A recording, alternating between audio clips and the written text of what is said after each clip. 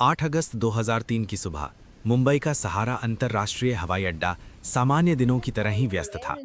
हजारों लोग अपने अपने गंतव्य की ओर जाने के लिए एयरपोर्ट पर मौजूद थे। कोई बिजनेस ट्रिप पर था, कोई अपने परिवार से मिलने जा रहा था, तो कोई पहली बार हवाई जहाज में बैठने का सपना पूरा करने आया था। लेकिन उसी भीड़ में कुछ ऐसे लोग भी थे जिनका मकसद बिल्कुल अलग था। उनके चेहरे सामान्य यात्रियों जैसे ही थे, उनके हाथ में भी टिकट और बैग थे, लेकिन उनके मन में एक ऐसा प्लान चल रहा था जो अगर सफल हो जाता तो सैकड़ों लोगों की जान खतरे में पड़ सकती थी और भारत एक बार फिर एक बड़े विमान हाईजैक संकट का सामना कर सकता था। एयरपोर्ट के अंदर खड़े सुरक्षा अधिकारियों को उस समय बिल्कुल अंदाजा नहीं था कि कुछ ही घंटों के भीतर उन्हें एक ऐसी जानकारी मिलने वाली है जो पूरे एयरपोर्ट की सुरक्षा व्यवस्था को हिला देगी। और इसी जानकारी ने एक ऐसे प्लान का खुलासा किया जो आखिरी समय पर फेल हो गया। लेकिन ये कहानी सिर्फ एक असफल प्लान की नहीं है। ये कहानी है उस खुफिया जंग की जो आम लोगों की नज़रों से दूर लड़ी जाती है और जिसमें जीत का मतलब होता है एक बड़ी त्रासदी को होने से पहले रोक देना। इस कहानी को समझने के लिए हमें थोड़ा पीछे जाना होगा।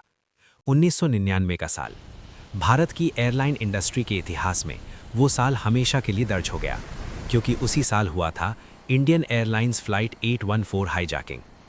24 दिसंबर 1999 को काठमांडू से दिल्ली आ रही एक फ्लाइट को आतंकियों ने हाईजैक कर लिया था। उस विमान में लगभग 176 लोग सवार थे।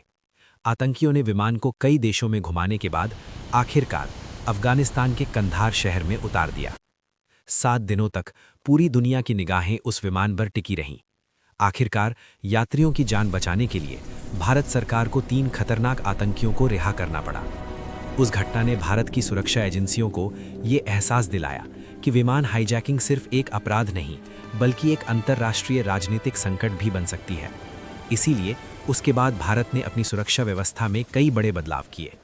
एयरपोर्ट पर सुरक्षा बढ़ाई गई, यात्रियों की जांच और सख्त की गई और सबसे महत्वपूर्ण, खुफिया एजेंसियों को लगातार ऐसे किसी भी संभावित खतरे पर नजर रखने का जिम्मा दिया गया। लेकिन आतंकवादी संगठन भी लगातार नए तरीके खोज रहे थे।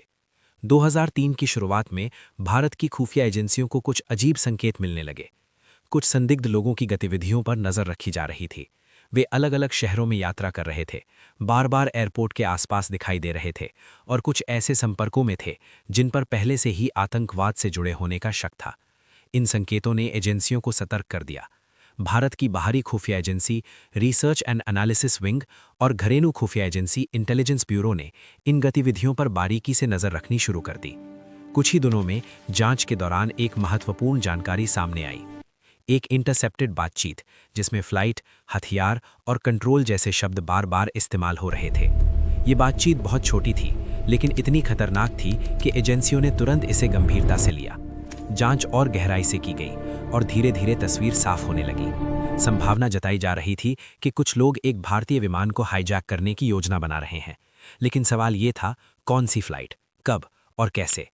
इन सवालों के जवाब अभी पूरी तरह स्पष्ट नहीं थे, लेकिन खतरा इतना बड़ा था कि एजेंसियों ने कोई जोखिम लेने का फैसला नहीं किया। देश के कई बड़े एयरपोर्ट्स पर सुरक्षा तुरंत बढ़ा दी गई, यात्रियों की जांच और कड़ी कर दी गई, संदिग्ध लोगों की लिस्ट तैयार की गई और एयरपोर्ट स्टाफ को भी सतर्क कर दिया गया। इसी दौरान खुफिया एजेंसियों को एक और महत्वपूर्ण जानकारी मिली। कुछ लोग मुंबई एयरपोर्ट से उड़ान भरने वाली एक अंतर्राष्ट्रीय फ्लाइट में यात्रा करने वाले थे और उन पर पहले से नजर रखी जा रही थी। इन लोगों की गतिविधियां सामान्य यात्रियों जैसी नहीं थी। वे बार बार एयरपोर्ट का सर्वे कर रहे थे, सुरक्षा व्यवस्था को ध्यान से देख रहे थे और अलग अलग पहचान के साथ यात्रा करने की कोशिश कर रहे थे। अब एजेंसियों को शक यकीन में बदलने लगा। मुंबई एयरपोर्ट की सुरक्षा टीम को तुरंत अलर्ट कर दिया गया। उस दिन एयरपोर्ट के अंदर सब कुछ सामान्य दिखाई दे रहा था, लेकिन पर्दे के पीछे एक गुप्त ऑपरेशन चल रहा था। कुछ संदिग्ध यात्रियों को चुपचाप निगरानी में रखा गया। उनके बैग, उनके टिकट, उनकी गतिविधियां, सब कुछ ध्यान से देखा जा रहा था। जैसे जैसे फ्लाइट के टेक ऑफ का समय करीब आ रहा था, तनाव भी बढ़ता जा रहा था, क्योंकि अगर एजेंसियों का शक सही था तो कुछ ही मिनटों में एक विमान हवा में होगा और उसके बाद उसे रोकना लगभग असंभव हो जाएगा। आखिरकार वो पल भी आ गया। सुरक्षा जांच के दौरान कुछ संदिग्ध लोगों को रोककर उनसे पूछताछ की गई। पहले तो उन्होंने सामान्य यात्रियों की तरह व्यवहार करने की कोशिश की, लेकिन जैसे जैसे पूछताछ आगे बढ़ी, उनके जवाबों में विरोधाभास सामने आने लगा। उनके बैग की जांच की गई और फिर कुछ ऐसी चीजें सामने आईं जिन्होंने सुरक्षा अधिकारियों के शक को पूरी तरह सही साबित कर दिया। जांच के दौरान ऐसे सबूत मिले जो ये संकेत दे रहे थे कि वे लोग विमान के अंदर जाकर उसे कंट्रोल करने की योजना बना रहे हैं। अगर वे विमान में सवार हो जाते और हवा में पहुंच जाते तो सैकड़ों यात्रियों की जान खतरे में पड़ सकती थी। लेकिन ऐसा होने से पहले ही सुरक्षा एजेंसियों ने उन्हें हिरासत में ले लिया। पूछताछ के दौरान कई चौंकाने वाली जानकारियां सामने आईं। जांच में यह भी पता चला कि ये कोई अचानक बनाया गया प्लान नहीं था, बल्कि इसके पीछे एक बड़ा नेटवर्क काम कर रहा था। इस नेटवर्क का मकसद था भारत को एक बार फिर अंतर्राष्ट्रीय संकट में धकेलना, ठीक वैसे ही जैसे 1999 में हुआ था। लेकिन इस बार कहानी अलग थी, क्योंकि इस बार भारतीय एजेंसियां पहले से तैयार थीं। उन्होंने खतरे को समय रहते पहचान लिया और एक संभावित विमान हाईजैकिंग को होने से पहले ही रोक दिया। ये घटना शायद अखबारों की बड़ी हेडलाइन नहीं बनी, ये किसी फिल्म की कहानी भी नहीं बनी, लेकिन इसका महत्व बहुत बड़ा था, क्योंकि अगर ये प्लान सफल हो जाता तो शायद इतिहास एक बार फिर वही दर्दनाक कहानी दोहराता। एक हाईजैक विमान, डरे हुए यात्री और पूरी दुनिया की नज़रें उस संकट पर टिकी हुई।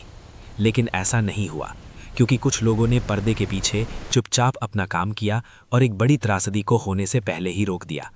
दुनिया अक्सर उन घटनाओं को याद रखती है जो हो जाती हैं, लेकिन इतिहास में ऐसे कई खतरे भी होते हैं जो कभी सामने नहीं आते, क्योंकि उन्हें समय रहते रोक दिया जाता है। और शायद यही खुफिया एजेंसियों की सबसे बड़ी जीत होती है।